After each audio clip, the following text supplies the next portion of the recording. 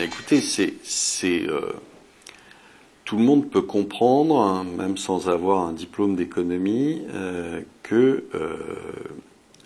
mettre une même monnaie pour deux pays qui fonctionnent de façon totalement différente au niveau de la langue, au niveau du droit, au niveau de l'économie, au niveau même du comportement des gens, en général, c'est déjà compliqué. Rien qu'avec deux pays. Nous, on arrive et on dit, ok, là, à partir de demain, même monnaie pour tout le monde. Et puis pas à deux, à beaucoup plus.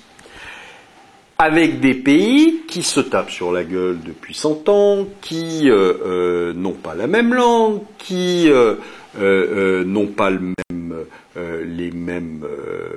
même droit, la même législation, ni fiscale ni autre d'ailleurs, qui n'ont pas le même modèle économique. D'accord ? Vous avez des modèles différents. L'Allemagne, c'est pas le même modèle que la France, c'est pas le même modèle que l'Espagne, c'est pas le même modèle que le Portugal, c'est pas le même modèle que la Chine. D'accord ? Bon, vous avez, allez, pour faire simple et pour faire un peu provocateur, vous avez la Chine qui fabrique de la merde pour pas cher et qui le vend pas cher. Donc jusque-là, c'est à peu près cohérent. D'accord ? Et puis vous avez l'Allemagne qui fabrique des trucs qui sont pas de la merde, qui sont des trucs très très bien, pour très cher, et qui se foutent complètement du prix. C'est logique. Donc quand on vous dit à chaque fois, mais pour l'Allemagne, sortir de l'euro, ça serait terrible parce que leur monnaie s'apprécierait, ils s'en foutent complètement. C'est pas le modèle économique. Le modèle économique, c'est de vendre très cher des trucs qui sont très bien. Que ça vaille 10 ou 15% de plus, on s'en fout complètement. Ils ont toujours vécu avec une monnaie qui était la monnaie la plus forte du monde, ça les a pas empêchés d'exporter, que je sache. Bon. Donc tout ça, c'est une question de modèle économique. Et là, vous voulez agréger tout d'un coup des gens qui ont des modèles complètement différents, des pays qui n'ont même pas de modèle, comme l'Irlande. Fabuleux le cas de l'Irlande. Moi j'adore le cas de l'Irlande. Vous avez un rocher, quelques moutons, 2 distilleries de whisky, et on vous dit, les gars, vous rentrez dans l'euro. Ah bah ouais, pas de problème. On n'a pas de modèle économique. C'est vrai, on va vous en trouver un. Désormais, les entreprises qui s'installeront chez vous, c'est entre 6 et 8% d'impôts. Oh, ça c'est un modèle économique. Extraordinaire. Non ? Voilà. Donc on fait un modèle économique. Le modèle économique, c'est d'avoir un paradis fiscal pour les entreprises en plein milieu de l'Europe. Vous en entendez parler ? Non, vous entendez parler des Suisses, des comptes au Luxembourg, du compte de M. Cahuzac. Vous entendez jamais parler du siège de telle ou telle grosse entreprise du CAC 40 qui est mis en Irlande parce que comme ça, ils ne payent pas d'impôts. Ça, vous en entendez jamais parler. Pourtant, ça fait des milliards. C'est autrement plus important que les 300 000 balles ou les 200 000 balles de M. X qui l'a déposé en Suisse. Mais c'est vachement plus drôle d'aller taper sur M. X qui a déposé son pognon en Suisse. Et donc on reste avec le même modèle en Irlande. Ça n'est pas un modèle. Vous ne ferez jamais marcher l'Irlande au même pas que l'Allemagne. Comme vous ne ferez jamais marcher le Portugal au même pas que l'Allemagne. Donc ça a été monté par une bande de crétins finis, qui en plus en ont fait après une religion. Donc maintenant, si vous osez dire quelque chose sur l'euro, vous êtes un affreux nazi. Bon. Très bien. Et ces gens-là sont tellement bornés qu'ils ne peuvent pas imaginer autre chose que de se dire l'euro va continuer et on fait rentrer la Slovénie et on fait... Enfin, c'est juste hallucinant. Alors que ce truc est mal monté dès le départ. Donc un truc qui est mal monté dès le départ a quand même de grandes chances de se casser la gueule. Voilà. Alors tout va bien quand tout va bien. Quand vous avez de la croissance, quand les pays sont pas trop endettés, quand les choses finalement vont bien, bah, vous vous apercevez pas que y a des problèmes de montage.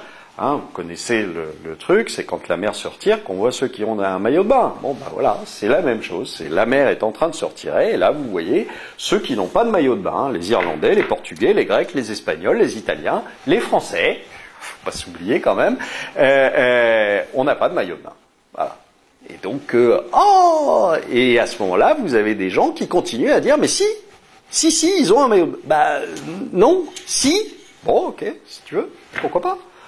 Mais ça n'empêche qu'ils en ont pas et que donc à un moment ou à un autre, l'euro explosera en vol parce que ça a été mal monté.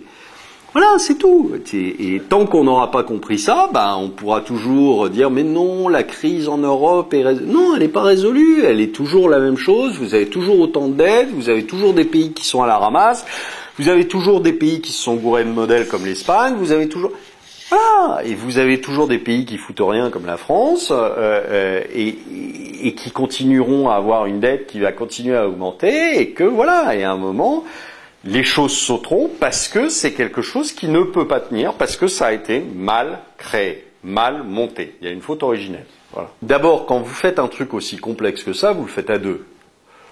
Puis au bout d'un moment, quand vraiment vous avez vu que ça fonctionnait bien, qu'on avait bien pris toutes les mesures, qu'on avait bien pris, à ce moment-là, vous en accueillez un troisième.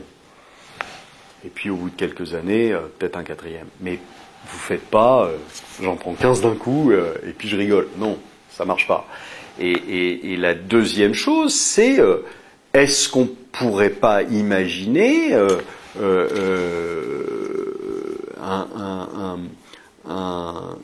une double monnaie, c'est-à-dire ce qu'on avait un peu avant, c'est-à-dire l'écu d'un côté qui servait aux transactions internationales, etc., entre entreprises et tout, et puis de l'autre côté, chacun garde ses monnaies nationales.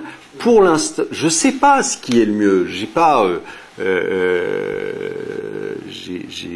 le temps de me pencher là-dessus, je sais pas ce qui est le mieux, mais je pense que aujourd'hui, ce qu'on a monté est amené à disparaître pour la bonne et simple raison que ça a été mal fait.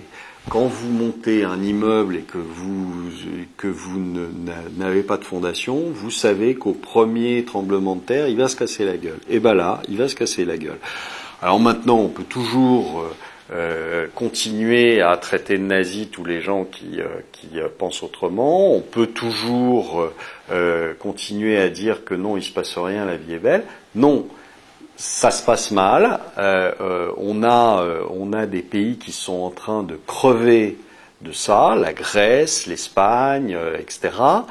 Il faut qu'on trouve un autre truc. Mais malheureusement, comme on n'a pas des gens qui sont très intelligents à la tête de nos États, au lieu d'essayer de faire ça à froid et d'essayer aujourd'hui de se réunir en essayant d'imaginer quelque chose d'autre, hein, mais ça je dis ça au niveau mondial, d'essayer d'imaginer un autre système monétaire, d'essayer d'imaginer quelque chose pour... Eh ben, on le fera très probablement à chaud, en pleine crise. On aura nos 20 crétins qui se réuniront pour une fois, pas pour manger des petits fours, en pleine crise pour essayer de trouver un autre système monétaire. Et comme ça sera en pleine crise, ça sera très probablement une bêtise qui sortira de tout ça. Voilà, c'est tout. Faut être lucide et faut être pragmatique. Il y a un truc qui marche pas. Essayons au moins d'en discuter. Essayons. Là, aujourd'hui, dès que vous prononcez le mot euro, c'est une religion. On vous excommunie tout de suite. Bon. Alors que on pourrait en parler. Alors on vous dit tout de suite, mais vous vous rendez pas compte de ce que ça coûterait. Mais qu'est-ce que ça nous coûte d'y rester? Personne n'en parle jamais. D'accord? Et qu'est-ce qu'ils en savent de ce que ça coûterait pour sortir? On l'a jamais fait. Donc, qu'est-ce qu'ils en savent? Enfin, au lieu de dire niet, essayons de se réunir autour d'une table avec des gens qui réfléchissent un tout petit peu et essayons de se dire comment on s'en sort d'une connerie qui a été mal montée. C'est mal monté. Et on veut persister. On va se casser la gueule, c'est pas grave. Ça ne fera qu'une fois de plus. Hein.